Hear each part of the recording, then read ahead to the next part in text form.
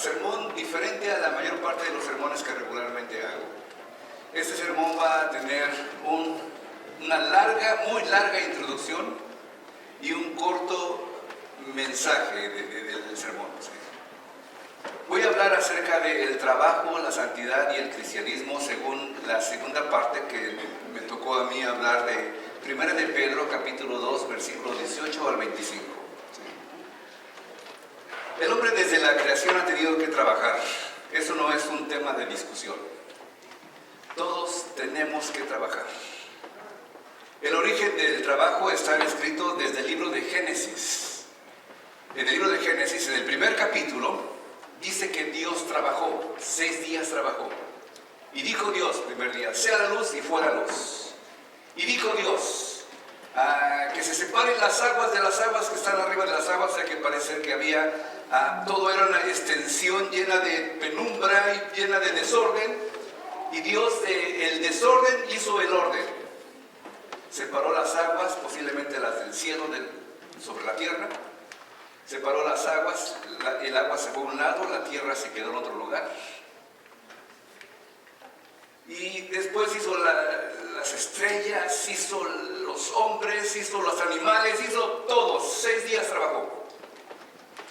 El séptimo descansó, no porque estuviera cansado.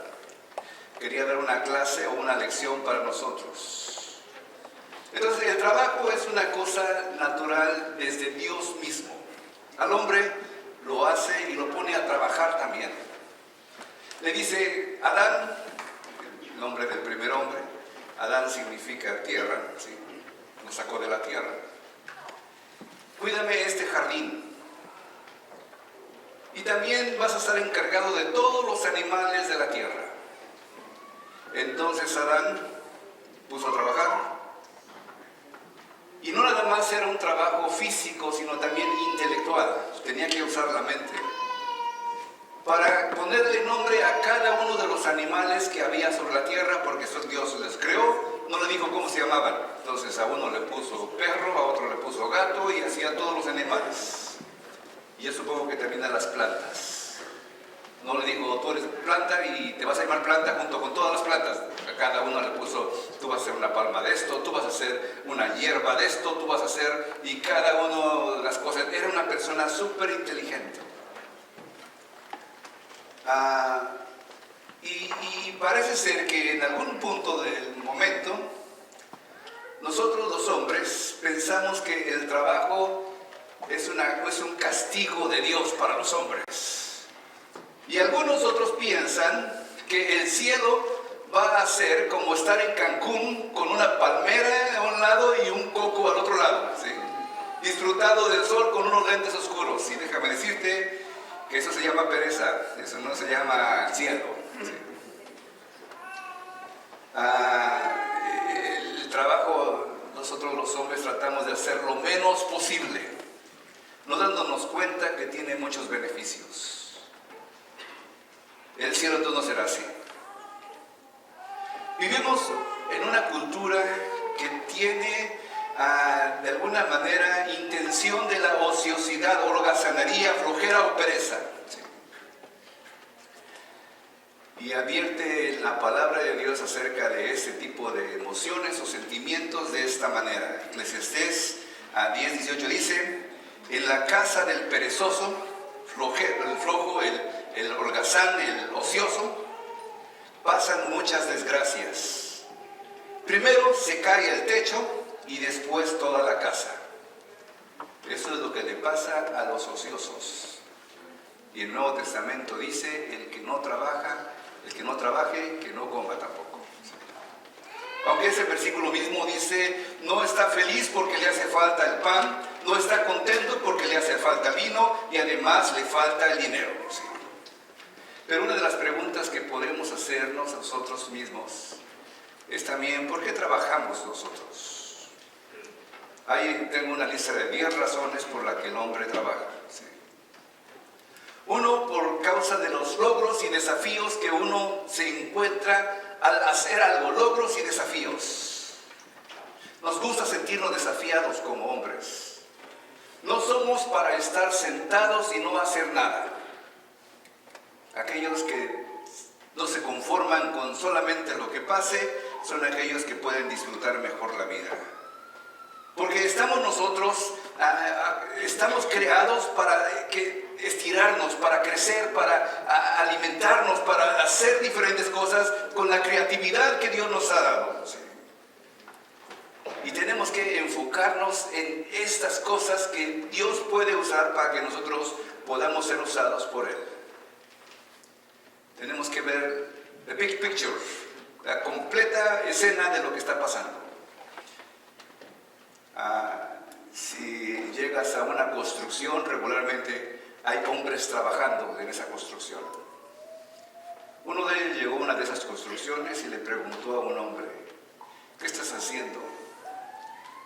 El hombre le dijo: ¿qué no ves? Estoy haciendo mezcla. ¿Sí? Y pegando ladrillos. ¿Sí?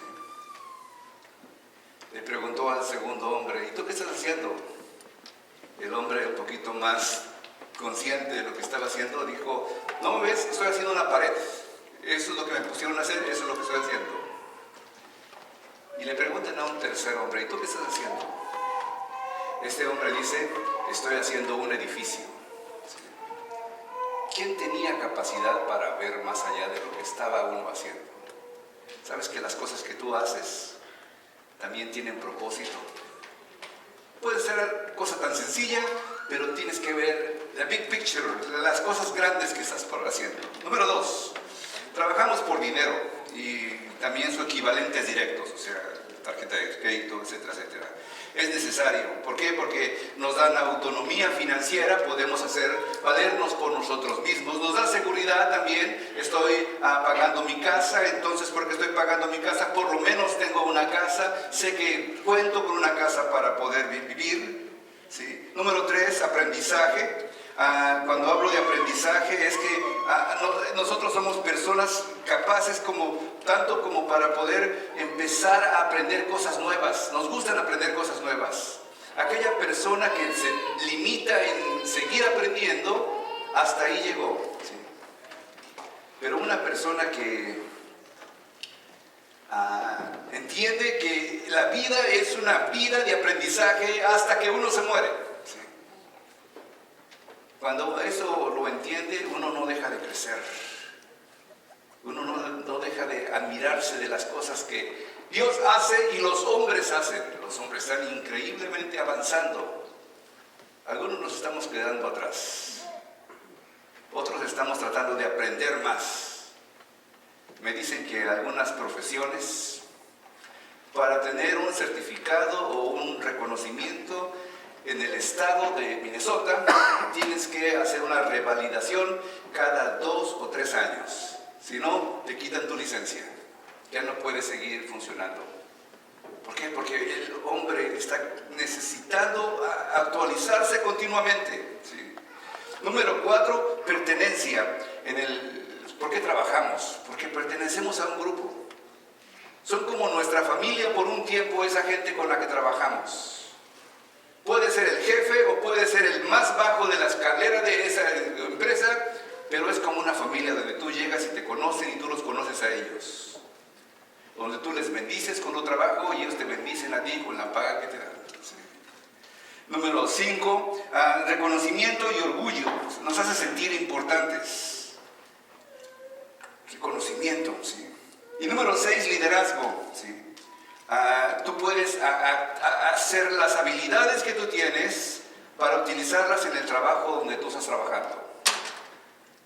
Es más, una cosa que yo entiendo y me gustaría que se lo llevaran en su mente y en su corazón, estas palabras, de que el cristiano, donde quiera que va a trabajar, tiene que llevar del desorden al orden.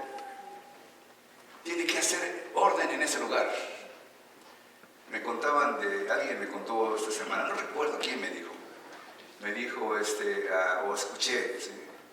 Fui a trabajar, los patrones me decían: ¿tú por qué no eres como los demás? No eres del equipo, ¿sí? Porque los demás maldecían, se llevaban mal, cada uno hacía lo que se le daba gana y después el viernes iban todos al bar a tomar, contentos de que era un equipo. y les decía, tú no eres como los demás. ¿Sí? Y sabes que como no eres como los demás, mejor estás despedido. Lo corrieron por no ser como los demás. Y qué bueno, porque una persona que es cristiana tiene que llevar sus valores a donde quiera que él va. La manera de predicar de un cristiano, yo soy el pastor y predico desde aquí. Me dieron un púlpito, me dieron un micrófono y predico desde aquí. Pero la manera que tú estás predicando es con tu testimonio en el trabajo que tú tienes. Llegando temprano, haciendo las cosas con gusto, no quejándote, no poniéndote la carota grande de que te vean que estás enojado y que lo haces nomás como favor a los demás, sino poniéndote contento de que tú estás bendiciendo a otros. Número 7, equilibrio. ¿Sí? Aprendemos equilibrio. La vida es una vida donde tenemos que aprender a malabarear el trabajo con la vida. El trabajo a veces es difícil y la vida también es difícil. ¿Sí? ¿Cómo balancear esas dos cosas? ¿Cómo hacer que mi vida no sea puro trabajo? Sí, porque he estado yo también en el punto donde solamente vivo para trabajar, no trabajo para vivir. Donde mi vida, toda mi vida es el trabajo. Llego cansado a mi casa, no tengo oportunidad de disfrutar a mis hijos, no tengo oportunidad de disfrutar nada porque llego tan cansado. ¿Sí? Esa es una persona que está mal enfocada o equilibrada. De alguna manera tenemos que tener un equilibrio entre lo que hacemos. Llegué a aconsejar a una pareja, me llamaron de emergencia. El marido ya no lo aguantaban en la casa. La mujer me llamó, por favor, venga pastor, porque ya queremos terminar con esto. Ya si no recibimos algo bueno, nos vamos de la casa o corremos al marido. ¿Sí? Y voy allá a esa casa y empiezan a decirme que el hombre está siempre enojado, durmiendo la mayor parte del tiempo que pasa en la casa, que no tiene ninguna paciencia para nadie. Y después de tantas quejas de la esposa, de los hijos y de todos los que estaban ahí, le pregunto al varón, ¿cuál es tu excusa? ¿Qué es lo que está pasando contigo? Dice, ellos no se dan cuenta, ¿sí?, que tengo 2 trabajos de tiempo completo y un part-time. ¿Sí? Y cuando llegaba a la casa no quería que le hicieran ruido a nadie. Y todo eso lo hago por ellos. Y le pregunto a él, si todo eso lo hicieran por ellos, ellos estuvieran bien agradecidos contigo. Pero velos, no te quieren en la casa porque estás todo enojado todo el tiempo. ¿Qué clase de balance tú tienes con tu trabajo y tu vida? Si quieres un consejo, renuncia a eso de los 2 trabajos que tienes y quédate nada más con uno y quizá con un part-time, pero de preferencia nada más quédate con un trabajo y disfruta tu familia y disfruta la casa que estás pagando, que dices que estás pagando, que tienes obligación de pagar, disfrútala. El hombre tuvo que aprender una lección dura. La familia lo estaba dejando. ¿Sí? Número 8, poder. ¿Sí? En algunas organizaciones la moneda de cambio es el prestigio, aunque cuando hablo de poder no significa dinero necesariamente, a veces prestigio, influencia, jerarquía. Tú puedes ir empezando a crecer, te vuelves un maestro de lo que eres. Puede ser hasta para limpiar una casa. Se puede ser un maestro en limpieza de la casa. Una vez contrataron a alguien que no voy a decir quién es, ¿sí?, que no vaya a reclamar después. Le contrataron para limpiar unos vidrios. Le iban a pagar, sí, le pagaron. Y yo le dije a esta persona, si te vuelven a llamar, es que hiciste un buen trabajo. Si no te vuelven a llamar, cambia de profesión porque ese no es lo tuyo. ¿Sí?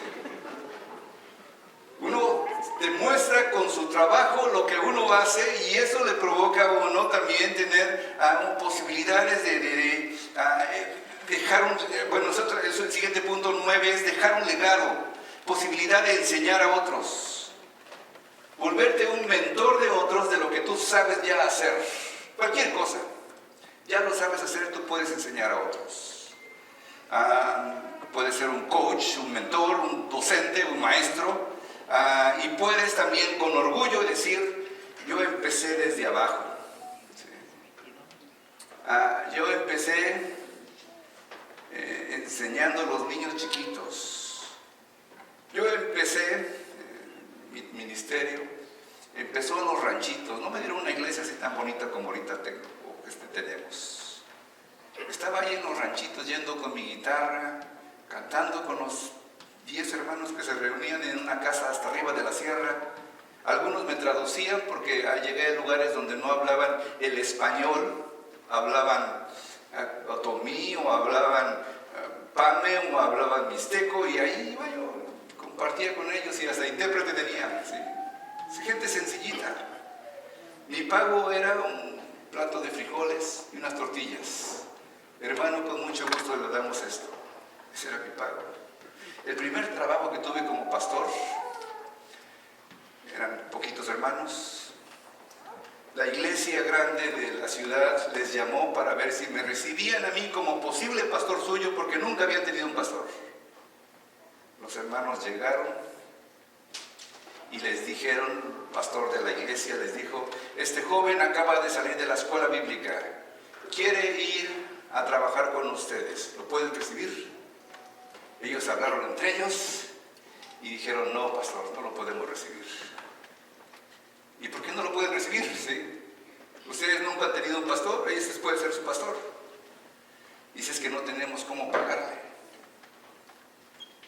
Y yo les dije a los hermanos, denme dónde dormir y qué comer y yo trabajo con ustedes. Ese fue mi primer pago. Por 3 años me dieron de comer y me dieron dónde dormir. Ahí se levantó una iglesia que ahorita tiene mínimo, como para 400 personas, y se construyó un templo ahí. Construimos eso en 4 años, en 3 años que estuve ahí. Pero ese fue mi trabajo y ese fue mi salario, el primer salario que tuve. Comida y dónde dormir. Y yo sé que a lo mejor tú puedes buscar un trabajo también. No esperes que te vayan a pagar todo lo que otros le pagan. Empieza desde abajo y empieza trabajando con lo que puedas con tus manos, y después con la actitud que tú tienes, con la disponibilidad que tienes para aprender, con la capacidad que Dios te dio para desarrollarte y aprender bien en un oficio, puedes empezar a progresar. Dios nos dio esa capacidad. Y el último, 10, el propósito. ¿Sí? Cuando queremos hacer contribuir a que el mundo sea mejor, dejar una huella en el mundo, que reconozca a la gente que lo que hicimos fue para bien de la comunidad, de la familia que tenemos y donde nosotros nos desarrollamos. Eso es una de las cosas que te satisface cuando tú llegas a la vejez. Lo que he hecho ha sido para bendecir mi vida, la vida de mis hijos, mi esposa, mis hijos, la vida de mi comunidad. He bendecido a tanta gente y me voy contento porque he hecho lo que Dios me puso a hacer. El trabajo hace eso. Y ahí entra la palabra que voy a empezar a presentar delante de ustedes, que es la palabra de Dios. Criados, dice 1 de Pedro 2:18, están sujetos con todo respeto a sus amos, no solamente a los buenos y afables, sino también a los difíciles de soportar. ¿Sí? Y cuando leo este pasaje, recuerdo que hace un par de semanas se habló acerca de estar sujetos a los hombres, estar sujetos al rey. Así terminó el sermón de mi hermano Alexander hace un par de semanas. Y ahora habla de los criados. Y esta palabra que va a utilizar, para empezar, en el siglo I, ¿sí?, la mayor parte de los cristianos en una iglesia se componía de esclavos. Hablo de trabajo, todos estamos necesitados de trabajar. El mismo presidente o el rey de un país tiene que trabajar sirviendo a sus súbditos. Si el rey hace un buen trabajo, si el presidente hace un buen trabajo, pueden a lo mejor reelegirlo o pueden darle mucha honra. Pero ese rey está trabajando para la gente. Pero si el rey o el presidente hace un mal trabajo, no va a faltar quien que lo quite de ese lugar. Lo van a quitar. Por muy rey que sea, por muy poderoso que sea. Todos necesitamos trabajar. En el tiempo de la Biblia, cuando se escribió este pasaje, había muchos esclavos en el Imperio Romano. Posiblemente algunos hablan de de cada 4 personas, uno era esclavo. Algunos dicen de cada 4 personas, 2 eran esclavos, y algunos exageran diciendo de cada 4 personas, 3 eran esclavos. ¿Quién sabe cuál sea la nominal correcta? Pero algunos sugieren que por lo menos había unos 10 millones de esclavos en el Imperio Romano. Eran diferente a lo que tenemos en mente nosotros, ¿quiénes son los esclavos? En nuestra mente, los esclavos lo tenemos. Voy a hablar un poquito acerca de lo que fue la esclavitud en Estados Unidos. Pero la esclavitud en aquel tiempo era completamente diferente. Había esclavos, o criados le llama aquí, pero la palabra que utiliza es una palabra que se traduce como esclavos, ¿sí? Se calcula entonces que había esos 10 millones.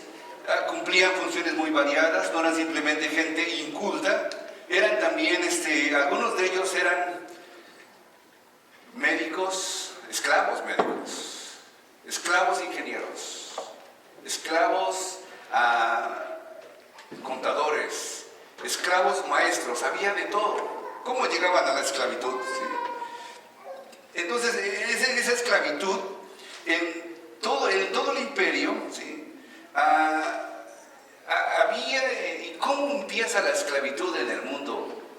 Es difícil de responder esta pregunta porque no tenemos tanto conocimiento de dónde empieza la esclavitud. La Biblia no dice dónde empieza la esclavitud.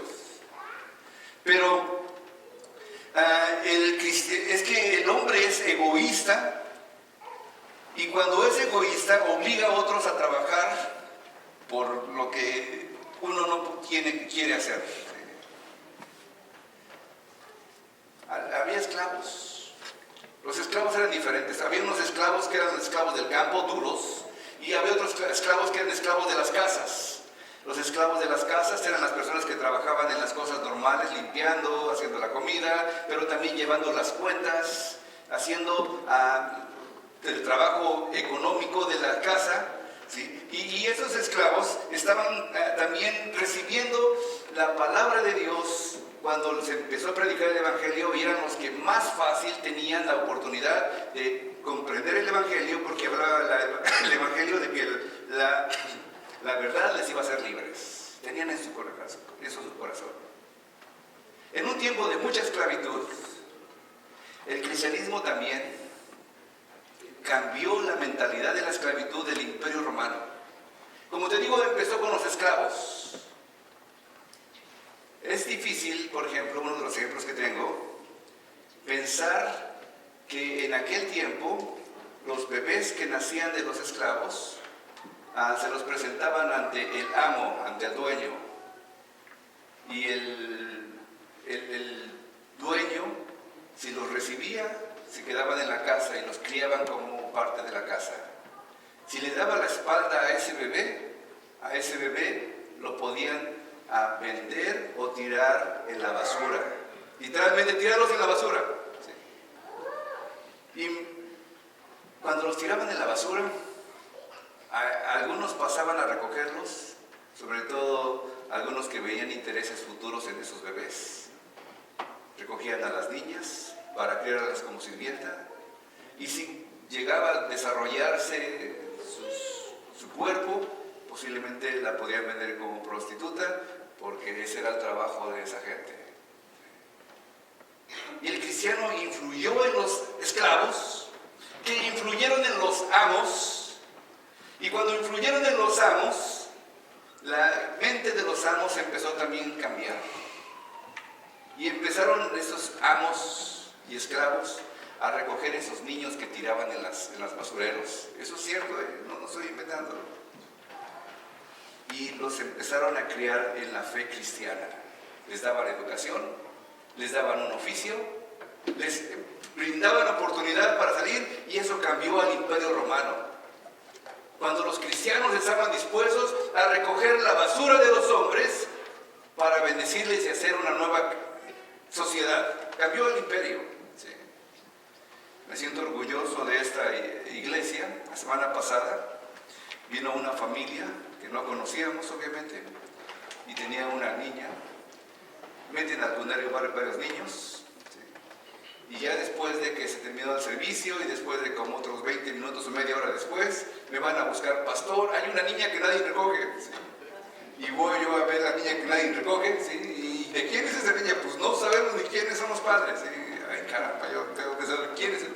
Pero me sentí orgulloso de mi iglesia porque 4 hermanas ya se habían apuntado. Yo me la llevo. Todas se la querían llevar. ¿Sí? Me sentí orgulloso de mi iglesia. Dije, ay, caramba, qué buena iglesia tengo. Están dispuestos a servir. ¿Sí? La familia estaba aquí recibiendo consejería y oraciones, etcétera, etcétera. Y ya después ya regresó por su niña. No, hacemos cosas así en la iglesia. ¿Sí? Pero me dio gusto que la iglesia estuviera deseando ser parte de bendecir a los demás. ¿Sí? Criados, estad sujetos con todo respeto a vuestros amos, no solamente a los buenos y afables, sino también a los difíciles de soportar. Ahí los que trabajamos, todos tenemos algún patrón o un dueño, todos respondemos a alguien. Y nos dicen esas palabras el Señor, a nosotros como trabajadores, seamos como esclavos o no como esclavos. Estén sujetos con todo respeto a sus amos, no solamente a los buenos y afables, sino también a los difíciles de soportar. Es más, si quieres ofender a alguien con términos bíblicos, dile, hermano o hermana, eres difícil de soportar. No le digan eso a su esposa o a su esposo, porque ya vas a ver que fueron ustedes y pueden decirles más cosas. ¿Sí? Pero esa es una palabra ofensiva, muy ofensiva, difícil de soportar. ¿Sí? El esclavo entonces, oikos, oiketai, viene de la palabra oikos de una casa, esclavos domésticos. Puede suceder que en ese tiempo un esclavo se hiciera cristiano y su amo no lo fuera, y eso posiblemente hacía que hubiera problemas en la casa o en las personas que se volvían cristianos, porque decían, mi amo, mi dueño es un hombre difícil de soportar, no lo aguanto. ¿Sí? Y eso obviamente ocurriría problemas. ¿Sí? Son insoportables, dice otra versión. ¿Sí? Es interesante que en la Biblia no se encuentran palabras que fomenten la absolución de la esclavitud. Es interesante para mí que la Biblia no hable más de la esclavitud. Y en el caso de Pedro está hablando solamente a los trabajadores, a los esclavos, a los criados, a los que tenían que servir. No le habla a los amos. Ya Pablo les habla a los amos y menciona un caso de un hombre llamado Onésimo y Filemón. Uno era el patrón, otro era el esclavo, y le dice a Onésimo, regresa con tu patrón y sírvelo como si fuera el Señor. Y tú, hermano Filemón, recíbelo también como si fuera un siervo de Dios. Y cambia ahí la situación, pero en este caso todavía no está hablando de eso. ¿Sí? Era posible también que hasta un esclavo fuera un líder de la iglesia cristiana y su patrón viniera a la iglesia como a congregante solamente. Y aún así el apóstol Pedro le dice, hermano, hermana, sirve a tus patrones, sirve a los con los que trabajas. Te digo que la manera de testificar de un cristiano es con su trabajo, es con sus acciones, es con sus palabras. Cuando estás trabajando, ¿de qué te sirve memorizar un montón de versículos si eres el último que llega al trabajo? Si eres el primero que se va, si eres el que no quiere ni levantar una escoba para barrer porque no es su trabajo, si eres el que no te interesa servir a los demás. Mira, cuando te empiecen a ver servir a otros, cuando te empiecen a ver a actuar diferente como deberías estar haciéndolo, servirle a otros, la gente va a decir, esa persona me gustaría ser como él o como ella. Oye, ¿qué tienes de especial? Y te van a empezar a preguntar. ¿Sí? Probablemente la mayoría de estos siervos serían esclavos. ¿Sí? Pero la Biblia presenta la esclavitud como un sistema político normal. No hay referencia que cuando fue eso. ¿Sí? Aunque la palabra de la esclavitud del Antiguo Testamento, la palabra en hebreo, tiene un sentido de trabajar, servir y hacer, ebed. Y voy a también presentar diferentes casos de otros. ¿Por qué razones había la esclavitud en aquel tiempo? Bueno, la principal razón que yo entiendo que había esclavitud y hasta la fecha parece que continúa habiendo esclavitud, aunque de otra forma, ya no se llama esclavitud, se llama de otra forma, ¿sí? Es por causas económicas. O sea, si la persona estaba con mucha hambre y tenía la posibilidad de venderse a sí mismo a alguien que le iba a alimentar, que le iba a proveer un techo, que le iba a proveer de ropa, que le iba a proveer sustento para su familia, hasta la fecha todavía uno busca la situación económica. Yo sé que posiblemente en tu país tenías todo eso, pero se empezó a venir todo al traste por causa de que el narcotráfico, las vacunas que le llaman en un lado, la corrupción que le llaman en otro lado, las extorsiones que le llaman, y las personas no les gusta estar así y buscan un lugar, y por causas económicas muchos salen de sus propios países donde les iba bien antes, pero después de un tiempo ya no pueden estar más ahí y buscan un lugar diferente y vienen a un país diferente. Un país donde aunque tengan una profesión, aunque estén capacitados y educados en otro lugar, no lo pueden hacer en el país porque posiblemente no conozcan el idioma, no conozcan las leyes, no conozcan, y mientras aprenden todo eso, tienen que sujetarse a hacer un trabajo de criados o siervos. Trabajé con un hombre cuando llegué aquí, en un Perkins. Este hombre era un ingeniero, igual que yo, que tenía un estudio teológico. Estábamos limpiando mesas en un Perkins. Ni siquiera ¿cómo se llaman? Los meseros que les dan propina, ¿no? Limpiando mesas nada más. Eso era mi trabajo. Busboy, le llaman aquí. ¿Sí? Ese era mi trabajo, nada más limpiar las mesas. Por 3 semanas estuve limpiando mesas. Ya después conseguí otro trabajo diferente. Pero entiendo lo que es que una persona con mucha capacidad pueda estar en otro lugar sirviendo como si fuera un criado o un esclavo. ¿Sí? ¿Por qué otra causa las personas se vuelven esclavos? Por causas también de guerras en ese tiempo.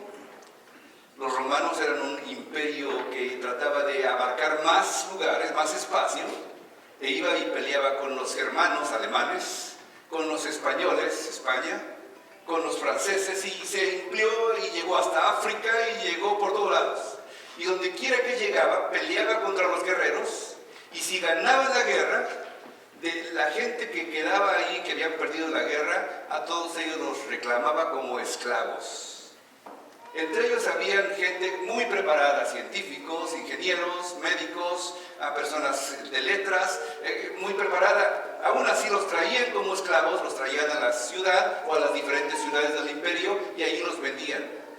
Obviamente, los tratos eran diferentes. No era que un esclavo era como un animal, no, para nada. Compraban un esclavo a un hombre y lo trataban bien porque el esclavo era reflejo de lo que era el dueño, el hombre que gobernaba el lugar. ¿Sí?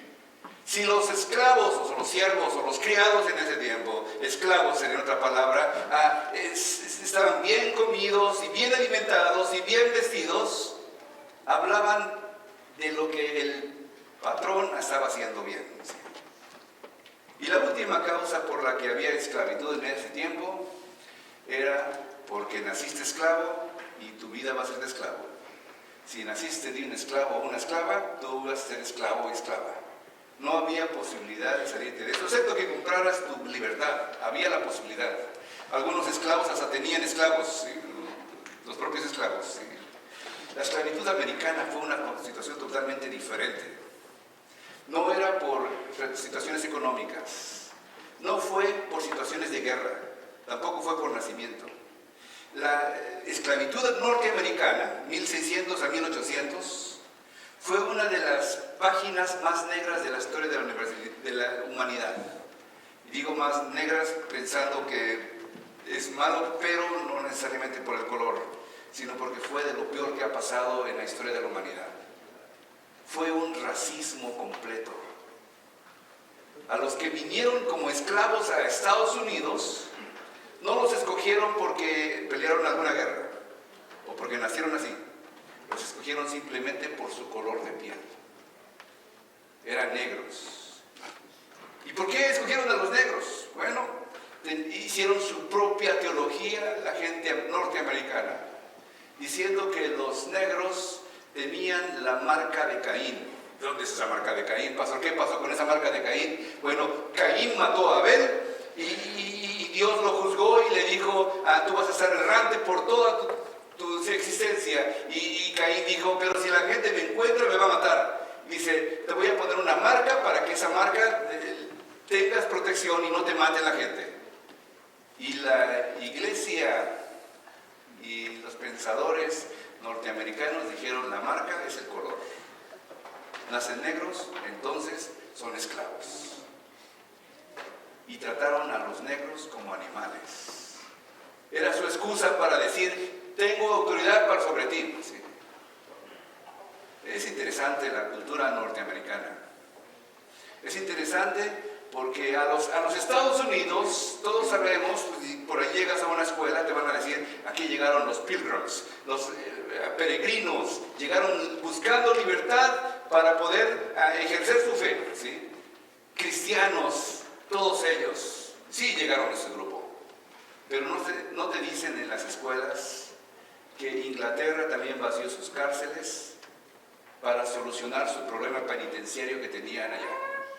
A todos los ladrones, a todos los asesinos, a todos los extorsionadores los mandaron a Estados Unidos. Ahí era como su castigo. Y Francia también hizo lo mismo. Y uno que otro país también hizo lo mismo, vació sus cárceles.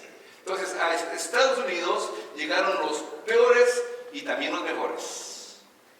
Es más, después lo volvieron a hacer en Australia, donde originalmente ese país empezó como una cárcel bien grande. Ahí dejaban y los botaban nada más a los que habían cometido algún delito.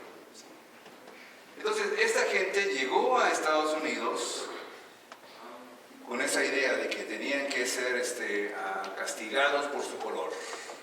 Y hasta hace todavía 60 años atrás, si tú ibas a ahora ya no está tan peor, tú dices, hay racismo aquí, me ven feo, pero híjole, si hubieras vivido hace 60 años en el sur, Florida, Tennessee, Luisiana, ibas a un restaurante y en ese restaurante había letreros que decían, aquí se prohíben negros, perros y mexicanos.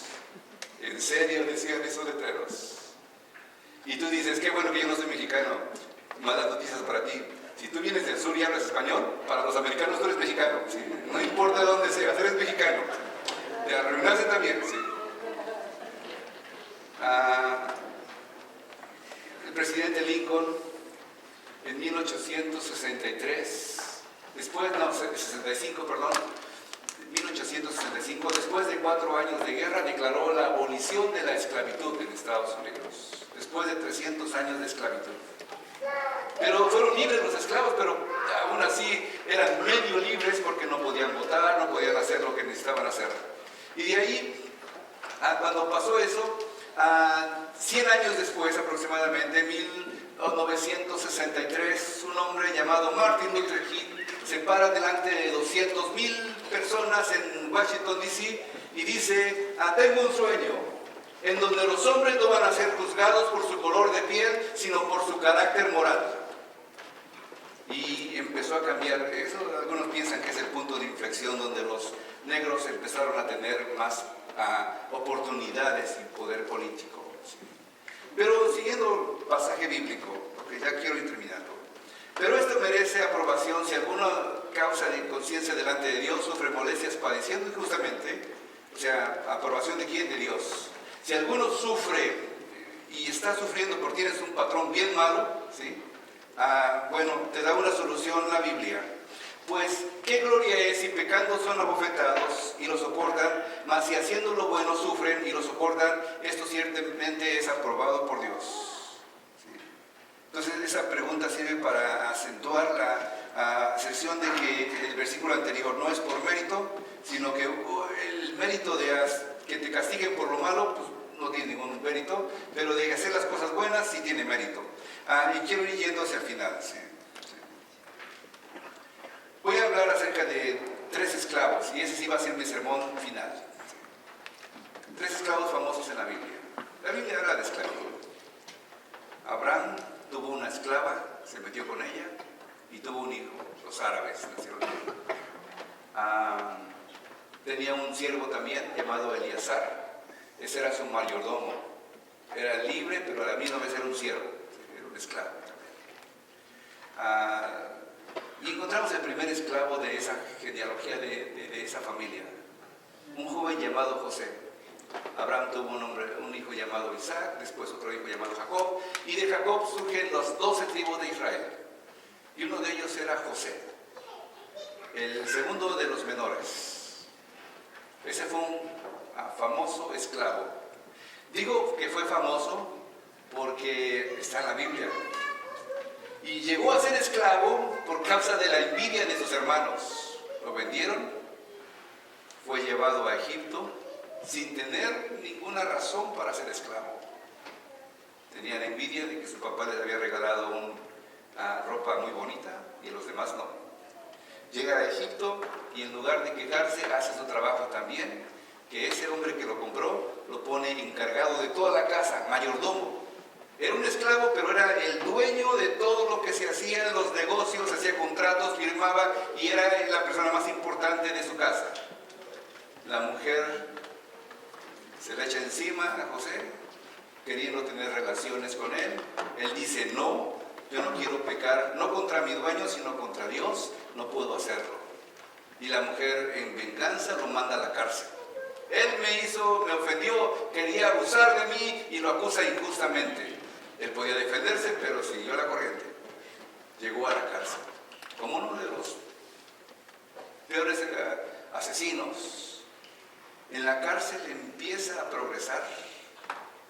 Y cuando empieza a progresar, los carceleros le empiezan a dar más autoridad y más control.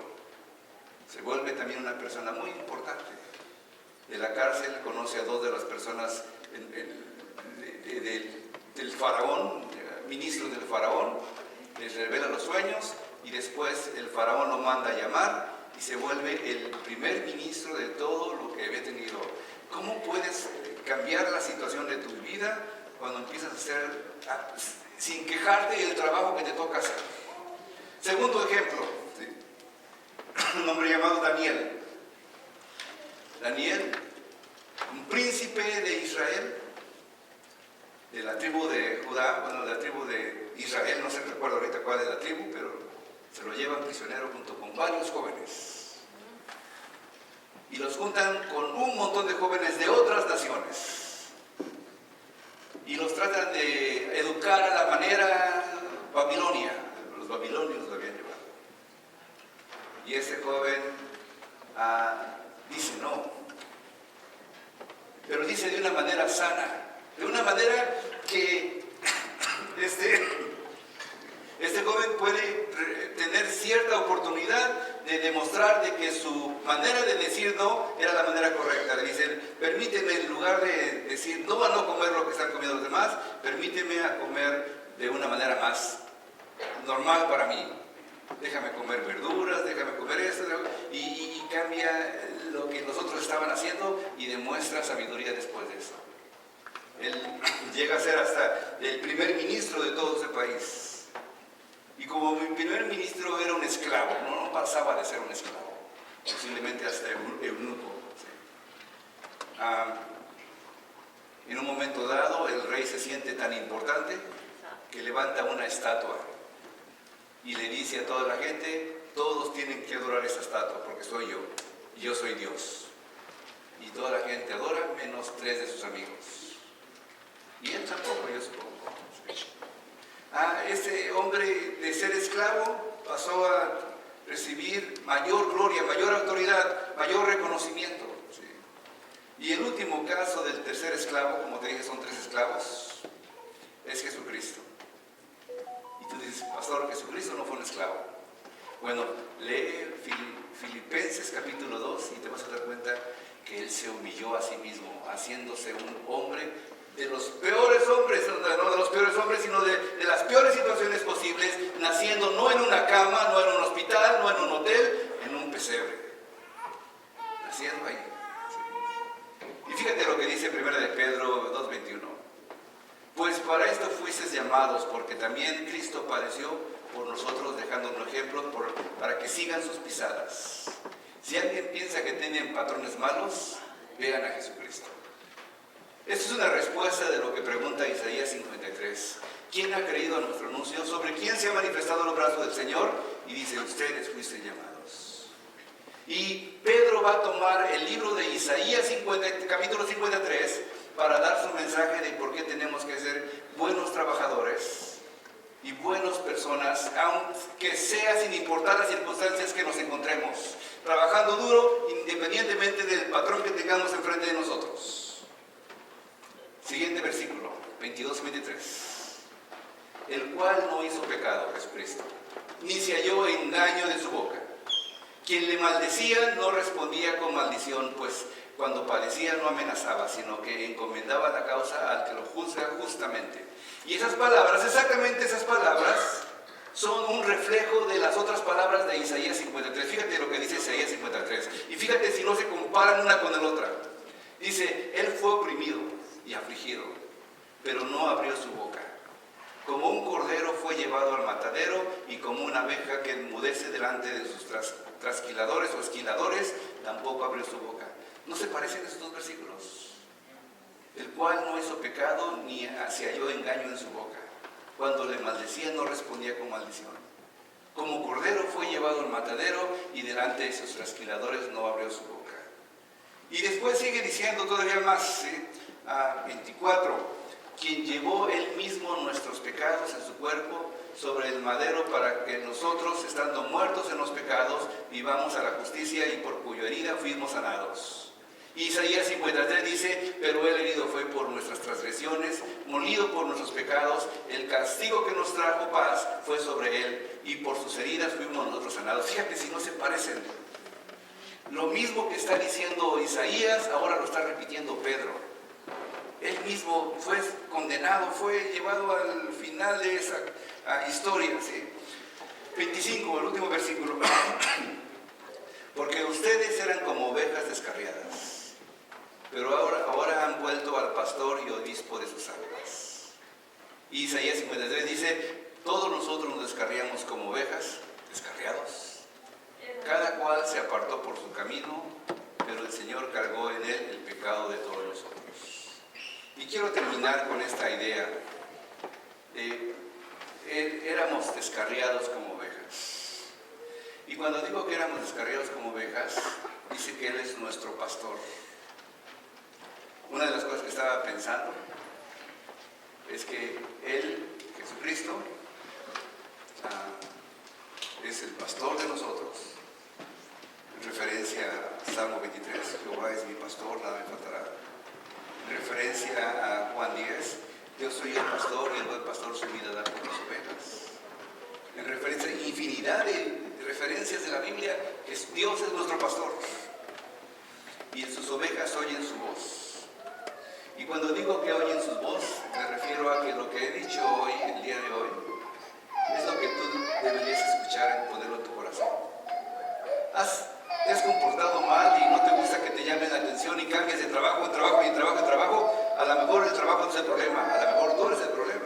Te tienes que empezar a realizar de que lo que tú puedes hacer en un trabajo que está ahí es para bendición tuya. ¿Sí? Las ovejas oyen la voz de Dios. Pero también dice que es un obispo de nuestras almas, episcopos. Episcopos era un guardián.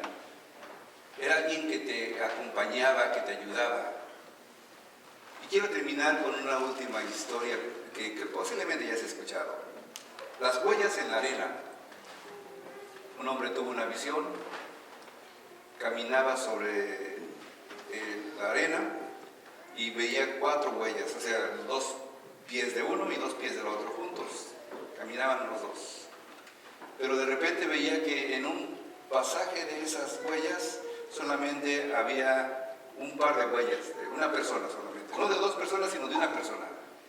Y se ponía a pensar cuándo había pasado eso y decía, en el peor momento de mi vida. En el peor momento de mi vida fue cuando nada más están las 2 huellas. Y luego allá más adelantito, otra vez 4. Y le reclama a Jesús, que era el que le acompañaba. ¿Por qué me dejaste solo en ese momento? ¿Por qué en el tiempo más difícil de mi vida, por qué caminaba yo solo? Y dice que en esa visión Jesús le responde, no te dejé solo.